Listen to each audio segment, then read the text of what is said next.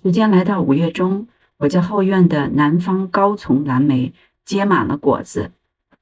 在果实成熟前的1到2周，应该给它们套袋了，否则鸟和松鼠们闻着味儿就来抢食了。蓝莓树刚栽下的那2年，株形很小，结果不多，我们用的是这种小网袋，给每一串蓝莓套袋。